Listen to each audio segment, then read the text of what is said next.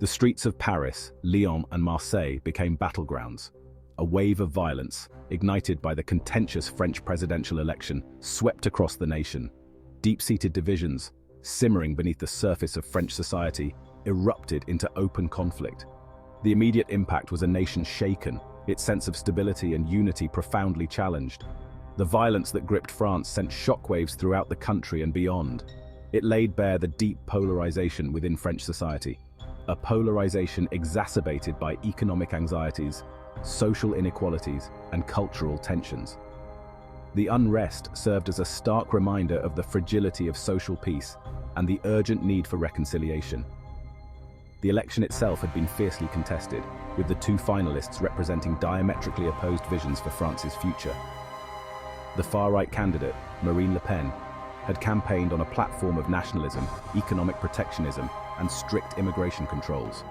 Her opponent, the centrist Emmanuel Macron, had advocated for continued European integration, economic liberalization, and a more open approach to immigration. Macron's victory, while decisive, did little to heal the deep divisions that had been exposed during the campaign. For many of Le Pen's supporters, the election results felt like a rejection of their values and anxieties. They felt unheard, marginalized, and increasingly alienated from the political mainstream. France's turmoil sent shockwaves across Europe. The political and economic stability of the European Union, already grappling with multiple challenges, faced a new threat. The interconnectedness of European economies meant that France's woes would inevitably ripple outwards, impacting trade, investment, and overall economic confidence. The rise of populism and nationalism, a trend evident across Europe, found new momentum in the wake of the French elections. Right-wing parties in countries like Italy, Germany, and the Netherlands seized upon the unrest in France as evidence that the European project was failing its citizens. They argued that the EU's policies on immigration, trade, and austerity were responsible for fueling social unrest and economic hardship. The economic fallout from the French crisis was immediate and significant. The euro, the common currency of the Eurozone, weakened against major currencies. Stock markets across Europe tumbled as investors reacted nervously to the uncertainty. France, a cornerstone of the European economy, seemed to be teetering on the brink, and the potential consequences for the rest of the EU were dire. Beyond the immediate economic impact, the crisis in France raised fundamental questions about the future of the European project. The EU, founded on principles of peace, democracy, and economic cooperation, seemed increasingly ill-equipped to deal with the challenges of the 21st century. The French unrest exposed the limits of European integration and the fragility of the social contract that underpinned it. Beneath the surface of economic anxieties lay a deeper malaise, a profound sense of social fracture and cultural alienation.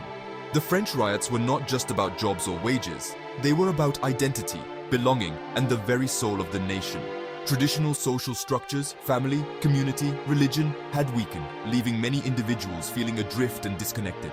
The rapid pace of globalization and technological change had created a sense of disorientation and anxiety, particularly among older generations and those in rural areas. The influx of immigrants and refugees, while a small percentage of the overall population, had become a focal point for these anxieties. France, like many European countries, struggled to integrate newcomers, particularly those from Muslim-majority countries, into its secular republican model. This failure to integrate fueled resentment and suspicion, creating fertile ground for extremist ideologies to take root. The security implications of the French crisis were profound. The violence exposed the vulnerability of even the most developed and stable democracies to sudden eruptions of unrest. It also highlighted the growing threat from extremist groups, both on the far right and among radicalized individuals within Muslim communities. The issue of migration, already a contentious topic across Europe, became further inflamed in the aftermath of the French elections. The far right, capitalizing on public anxieties, exploited the crisis to push their anti-immigration agenda. They portrayed migrants as a threat to French identity, security, and economic well-being. However, the reality was far more complex. While immigration presented real challenges, including integration and security concerns, it also brought significant economic and cultural benefits.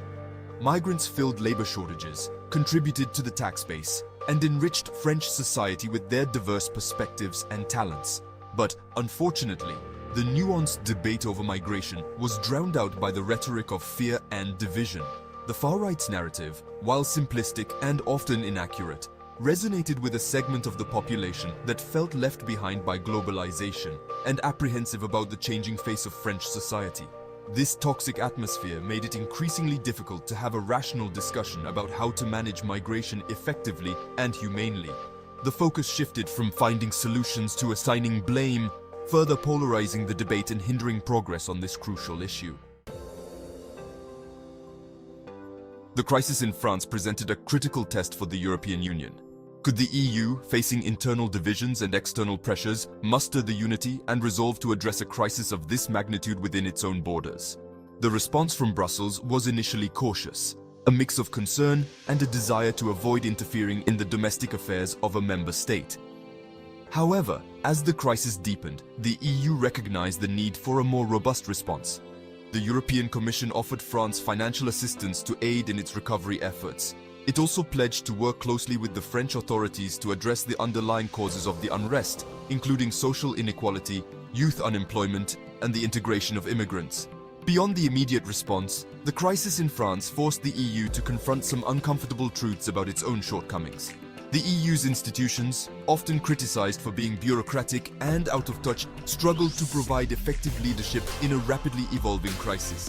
The crisis exposed the limits of European solidarity as member states grappled with their own internal divisions and competing national interests.